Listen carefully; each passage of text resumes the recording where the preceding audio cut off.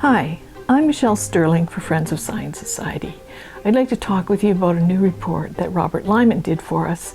It's called Beyond Reason and Accountability, and it's talking about how big major projects can often go awry, largely because if the market isn't picking them, if the governments are picking them, they're often going to cronies, they're often underbid to begin with, and down the line they become very complicated, very expensive, and no one's accountable for them.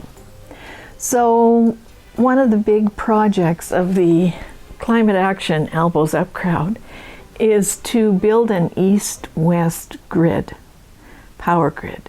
Now, on the surface it sounds very simple because every province and region has their own power grid. So, why don't we just hook them all up this way instead of having them, as they are now, going north and south to the US? Like, why are we hooked up to the US at all? Well, for instance, Quebec sells a lot of power to the eastern seaboard. Ontario dumps a lot of wind power into the States. British Columbia right now would be in blackouts without the fact that they are importing a significant amount of power from the United States. And as it's often the case in winter in Canada, one part of the country will be in trouble and the neighbor will be able to provide a little bit of reserve capacity.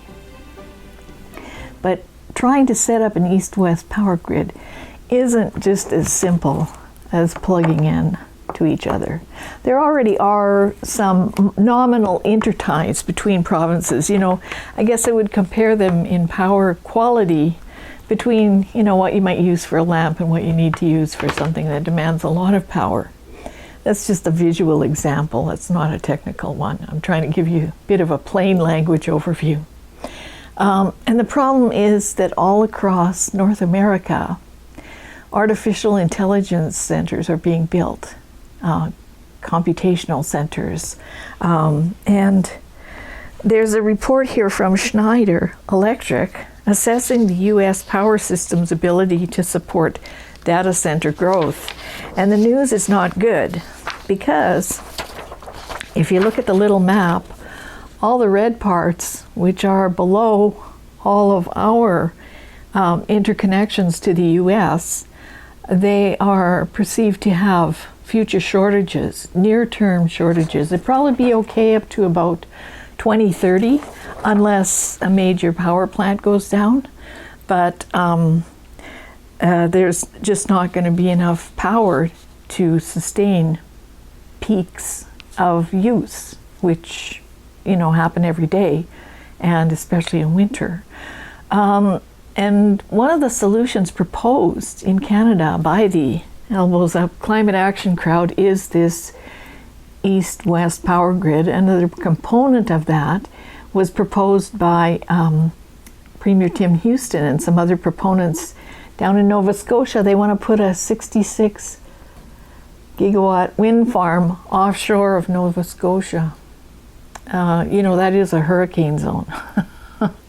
So, and the Ocean Ranger platform went down out there in a big storm in the North Atlantic, if you remember that tragedy of a few years ago.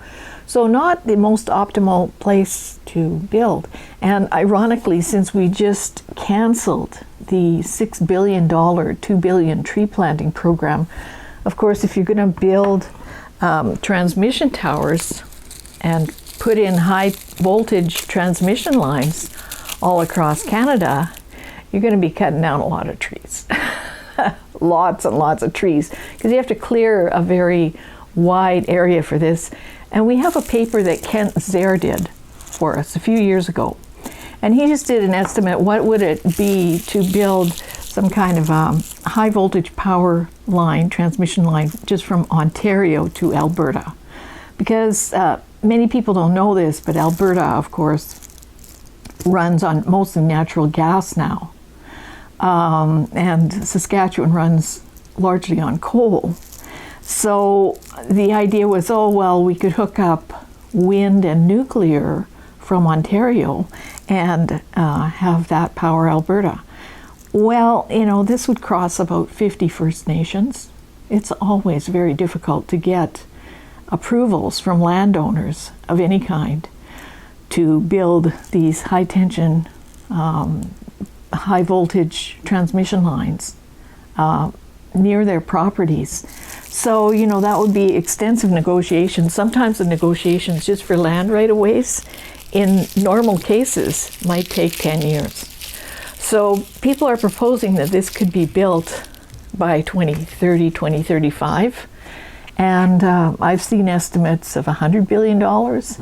Another problem here is that a lot of the elements required for this kind of project are, there's a big lineup now because everybody's building data centers, everybody's upgrading their grid, everybody around the world is trying to reach net zero and decarbonize. So,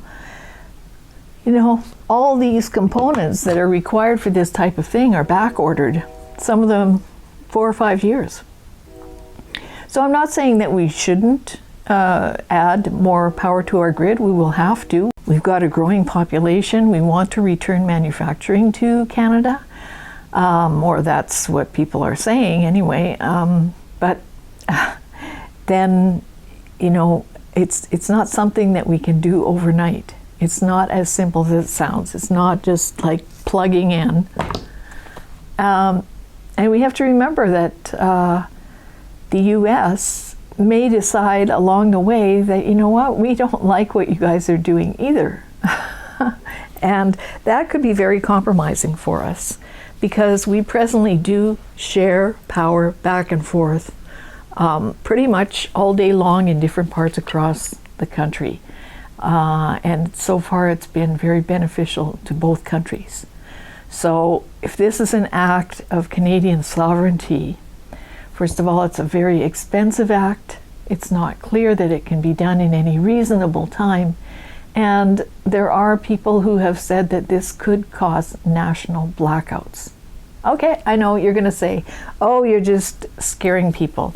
Well, no, think about it. If we're all connected across Canada and Ontario or Quebec gets a big ice storm, what happens down there? They often will go black for like a week. That's the irony, actually, when you talk, say, pipelines, oil pipelines, which has an exportable product. We've got this one oil pipeline, Trans Mountain, right, which goes to the West Coast, and Premier Smith has proposed another one to the West Coast. The thing is, these are buried underground for the most part. There are a few places where they're above ground, but they're mostly underground. So they're almost impervious to these extremes of weather. Whereas when you're building all these high voltage transmission lines and towers, they're above ground and they are subject to weather extremes, ice storms in particular. And people say, oh, well, why don't we just bury it?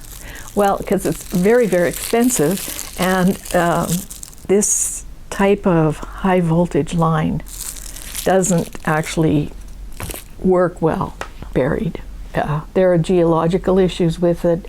Stray voltage could be an issue. So, it's way more complicated than people think. That's, I guess, my point. Way more expensive, way more complicated, will take a lot more time. And people shouldn't plunge into it simply because they're mad at Donald Trump. We should think very carefully about what we're doing. This is a type of thing that requires long-term unified planning. And just as Robert Lyman's report points out, beyond reason and accountability, we could get partway through such a project, run out of money, not have the materials, and have a huge, huge debt. So, let's be thoughtful about how we do these kinds of things. Read Robert's report.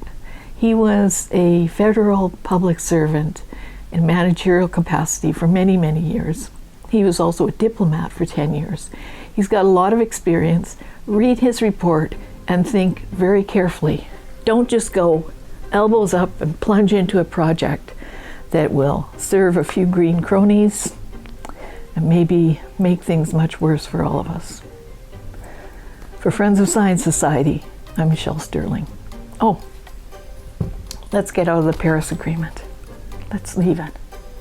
The reason why we're doing a lot of these things is solely because of the voluntary Paris Agreement. Let's leave. Food for thought. I'm Michelle Sterling for Friends of Science.